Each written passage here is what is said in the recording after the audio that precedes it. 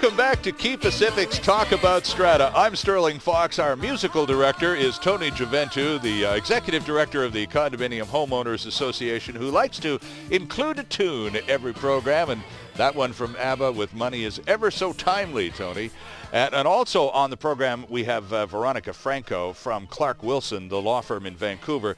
We've been talking about money, obviously, on this program. And Veronica, you've touched on this a couple of times. Let's really zoom in. And I want to get to Jenna's email from Surrey, too, about insurance deductibles. But this is so important, especially now with the proliferation of condos. And there's a big marketing push, and the dynamics of the marketplace are changing. Lots of people contemplating the lifestyle. So now we've identified the fact that it is not cost-free, that there are strata fees, you got to pay your mortgage, and then there's something called a special levy, which the condo community, the strata council, can order you to pay based on an urgent need to fix something in the complex. So please back us up and tell us what happens if you don't pay.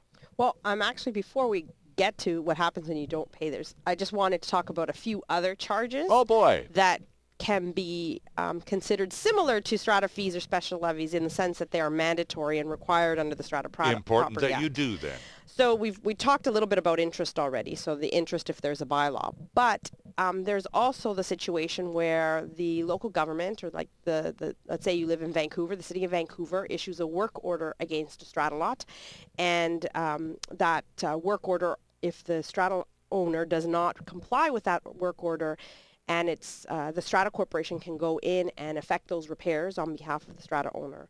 And then the Strata Corporation can collect those costs back from the unit owner as mandatory as the strata fees or the special levies are. Oh, okay. But what's key is that the municipality has to have issued the work order. Right. The city says this needs to get done. The individual unit owner says, no, not likely. And That's the Strata Council steps in and says, oh, yes, it's getting done. That's right. And we'll send you the bill. That's exactly right. Okay. The other cost is also the strata lot's share of a judgment.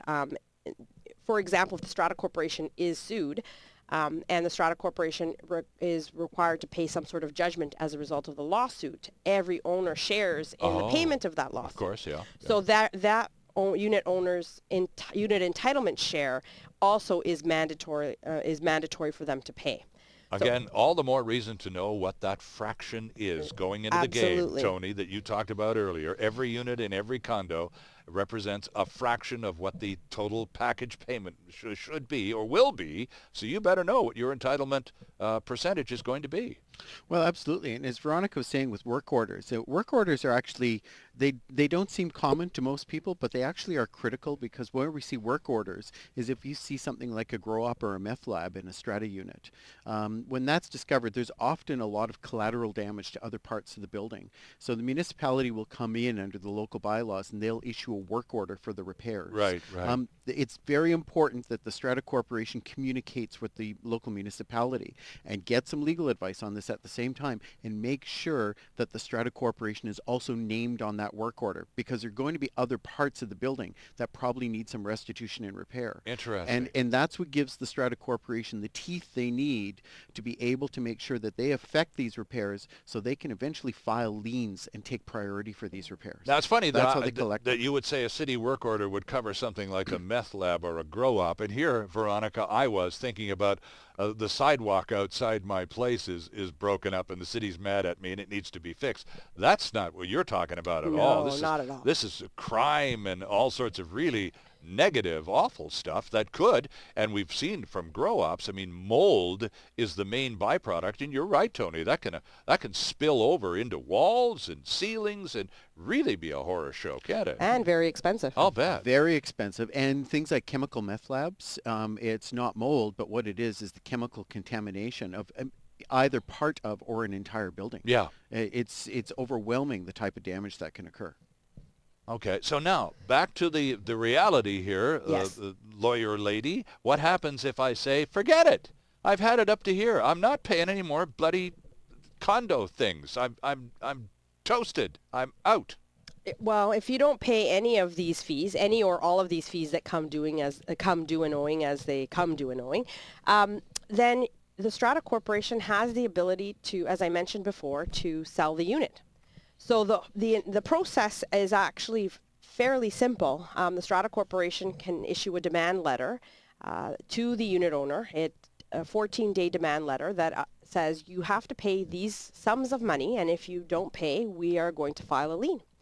And the Strata Corporation then can file a lien, which notifies anybody who looks at the title of that property that there is money due and owing to the Strata Corporation. Right, okay. So if you try and put on a new mortgage, the lender will look at the title and say, well, There's a lien on this property. Exactly. Right, right. You need to clear that up. Right. So that could be a problem for that owner. If the Strata Corporation wishes, after the lien's been filed, they can then issue another demand letter that says, if you don't pay the amount owing to us within 14 days, we can start legal proceedings to sell your unit. Ah, okay.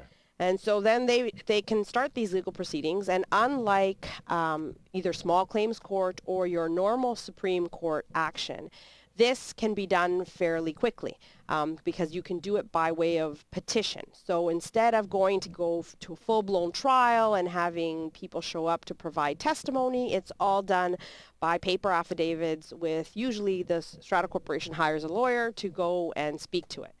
The lenders, all the charge holders on the property that are on the title, they're notified of the lien filing and of the legal proceedings that are started. And because this was started by the Strata Council, whatever money they are owed, they get paid first, whether it's the bank and a mortgage or anything else that may be as a result of the proceeds of the sale of that unit. Step one is the check gets cut to the Strata Council first, right? There are a few exceptions to that. So, for example, all the mortgages on title, they fall after the Strata Corporation's lien. But things like Canada Revenue Agency, for example, income taxes, builder's liens, all of those come before the Strata's lien. So it's not 100% that the Strata Corporation gets their money first, but generally speaking, most strata lots that we collect from, they don't have these other charges. They have just your mortgages or judgments, and so the Strata Corporation comes in first, which is why quite often the mortgagees, the lenders, they tend to pay up the money on behalf of the unit owner, and then they will go and foreclose against the unit owners. Ah, okay, I see. They want to control the process. Right, right. And so get that Strata Council paid off, That's and right. then the ball's back in their court. That's right. Interesting. Okay. Yeah, but that's why it's critical for strata corporations, the minute someone's in arrears of their strata fees or special levies, that they actually take action right away. Yes. If on January 1st the special levy was due and 5 people haven't paid, January 2nd the demand letters need to be sent out, because you still have another 14 days plus notice before you can do anything. So another 20 days before you could even file a lien. And in that time period, a lot of things can happen. And so 20 days later, now we're in a position to file the lien. You may probably file the lien. And all those costs and charges, the cost of filing the lien, the land title cost, all those things become part of the cost of the lien. They become part of the recoverable costs. And then it's going to take maybe another 6 weeks to 12 weeks before you get another series of letters and proceedings out before you actually get to an order for sale proceeding. In the meantime, your roof may actually be under construction. Sure. And if you have enough people in arrears, you might not be able to pay your construction draws and your construction requirements. So it's really critical for strata corporations to act quickly to protect the interest of the strata.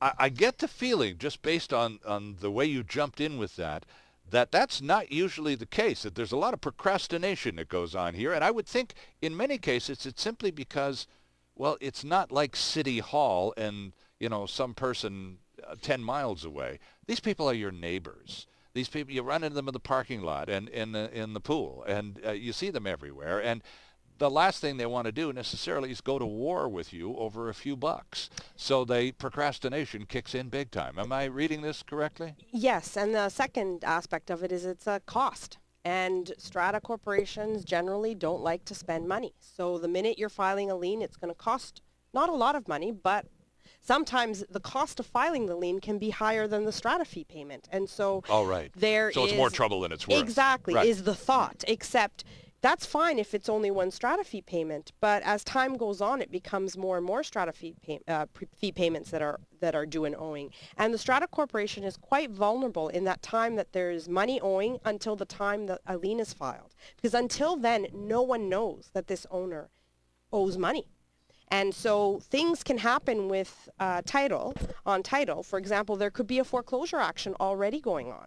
And with a foreclosure, they don't really have to put the strata corporation, make the strata corporation aware of what's going on. We need to take a break, but Tony, all of the people involved in this process are volunteers, correct? All of these strata council people who are issuing these letters and, attempting to organize and run their budgets and all.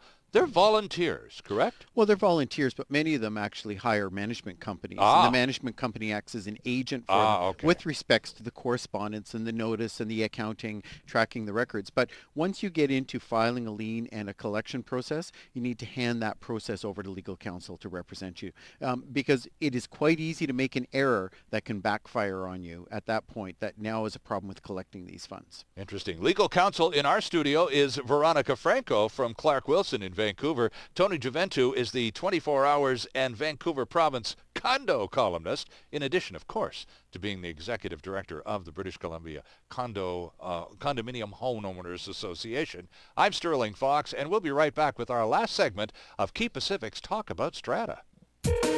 There's still more ahead with Experts on Call, the show focused on delivering relevant and beneficial consumer information. This is Experts on Call on AM 650.